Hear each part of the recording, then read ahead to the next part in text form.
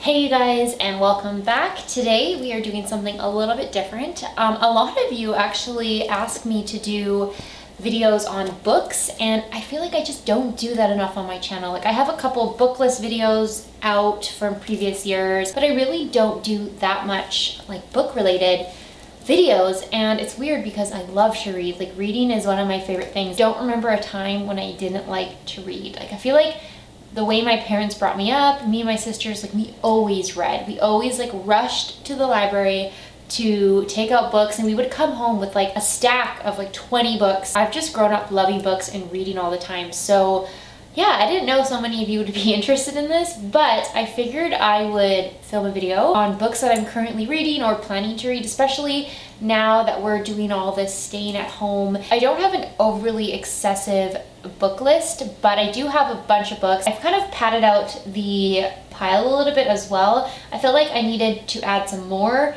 books to my list because I've just been reading through books really quickly lately. So yeah, this is my pile. This is my pile of books. I'm gonna start actually with the books that I've already read, which I for some reason put at the bottom of the pile, but I will start with the books that I've already finished since I started self-isolation. Anyway, I hope you guys enjoyed this video. Thank you so much for watching, and let's just go ahead and get started. Let's start with the bottom of the pile. I have been in quarantine since March 17th. Well, not even quarantine. I've just been at home, I guess, self-isolating since March 17th, and I have finished 3 books in that time, which I feel like is pretty good. It's April 14th today, so I feel like that's pretty good. I try to read 1 book a month, but I've just been reading a lot lately.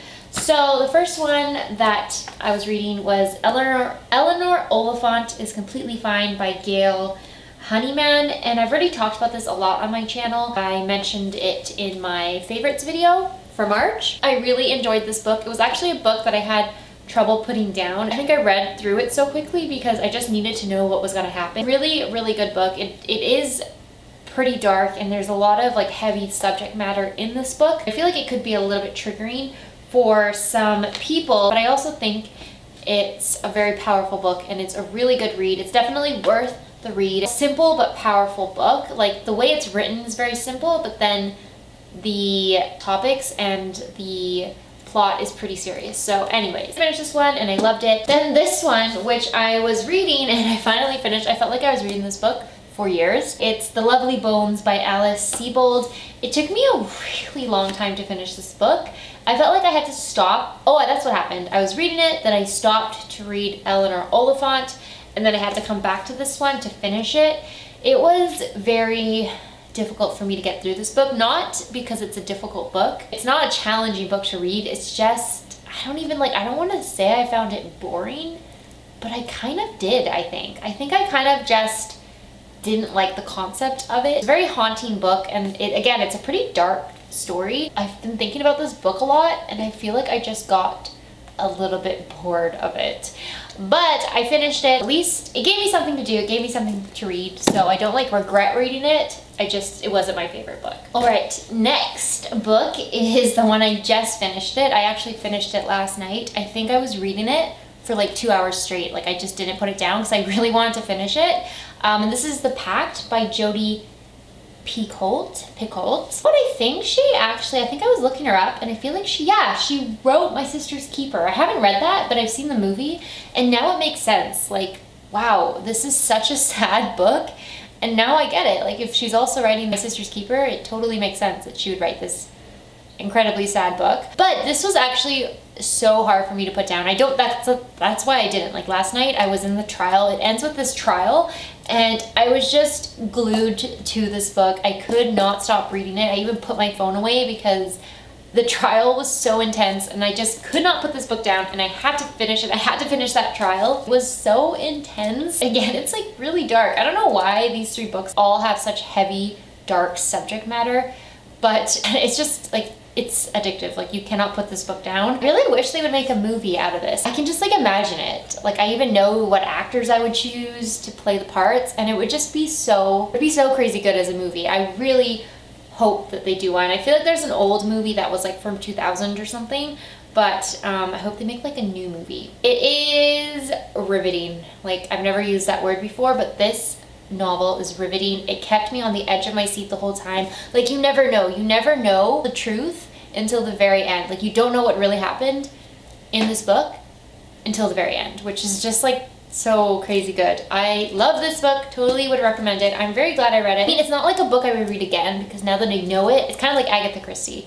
Now that I know what happened, it's not that exciting to like read it again, but first time read, really, really good. We are getting through the pile. I don't have that many, I realized. This book, I feel like I've had it on my to read list for a long time, and I've read it like 100 times. I love this book. I think it's just on in this book list because it's such a comfort book for me, and it makes me feel, I don't know, whenever I'm feeling down or sad or anything, I just always come back to Perks of Being a Wallflower. This is by Stephen Chbosky.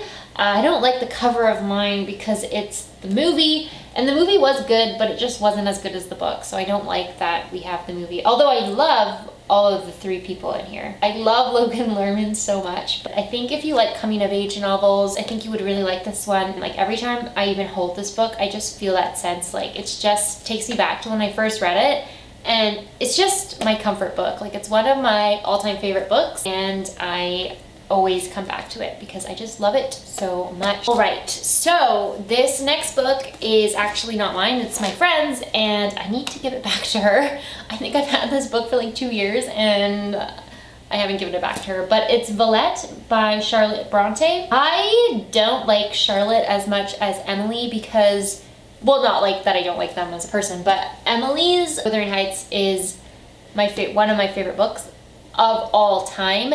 And I feel like Jane Eyre I didn't like as much, so I was kind of hesitant to read Charlotte Bronte. I feel like it'll be along the same lines as Jane Eyre, which again, I didn't really like that book that much. It was just very dreary to me. I don't know, I'm kind of nervous to read this, but my friend really liked it and I need to give it back to her, so I figured I have the time now, I might as well read it. If you've read Villette, let me know what you think about it. The next book is a Dickens. This is Great Expectations by Charles Dickens. I don't even know whose book this is. I think it might be my mom's. Actually, I'm pretty sure I took this book with me when I moved into this house because I wanted to read it, and I'm not a big fan of Charles Dickens. I don't really like any of his work. I think the only book that I actually like from him, that's like one of my all-time favorites, is David Copperfield, but that's the only novel that I like from Charles Dickens.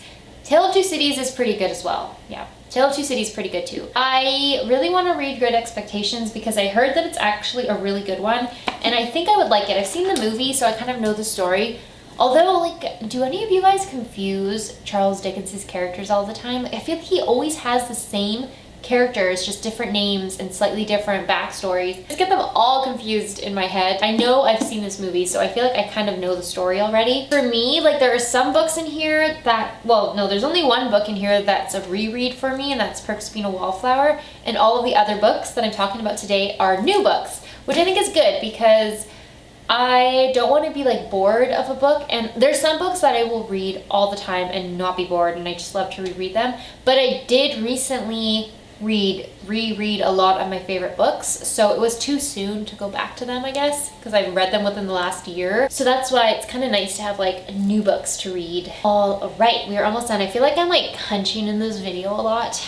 I'm trying to like remember to sit up straight. All that yoga is not helping me. I am just a slouchy, hunched over person. The next book is probably the book I want to start next. I just have to like give a couple days to process the Pact, because I do need to it's probably gonna take me a week to start a new book. I need to like process the previous book, and the Pact was so intense that I think I need a week to like mentally process it all. But this is the next book I think I want to read, and this is The Goldfinch by Donna Tartt. I have heard pretty good things about this book, so I am excited to read it. Is this a movie?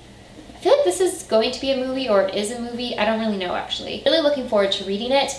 It's a big book, but the writing is really big and spaced out, so I don't think it's actually like as big as it looks. This has actually been on my list for a while. It's kind of nice to like read these heavier books like Charles Dickens and The Goldfinch, because when I do read, I will sometimes take the book with me on the bus when I'm going to work and stuff, so that I can read on my way to work. But if it's like such a big book and it's heavy like this, I'm not going to bring it with me. So it's kind of nice to tackle these bigger heavier books while I'm at home so that I don't have to like read 2 books at the same time and then, you know. Anyways, looking forward to reading this. I can't wait. Oh my god, it says it's a glorious Dickensian novel. That is going to be weird to read 2 Dickensian novels. Might be good actually to read this one first and then Great Expectations and like compare the styles. Anyway, if you've read The Goldfinch, let me know what you guys think of it. No, I feel like I might like it. I think I will. This last book is, I don't know why, this is a last minute entry. I was putting together that pile of books that I just showed you and then I was like, maybe I should try one more book.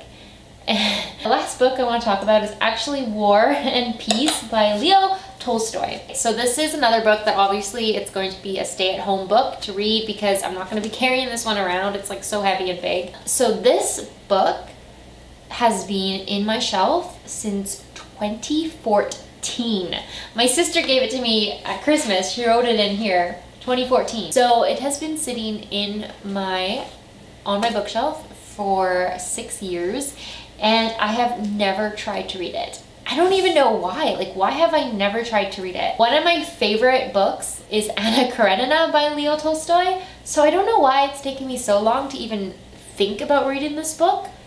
Maybe I was like, because 2014 I was still pretty young.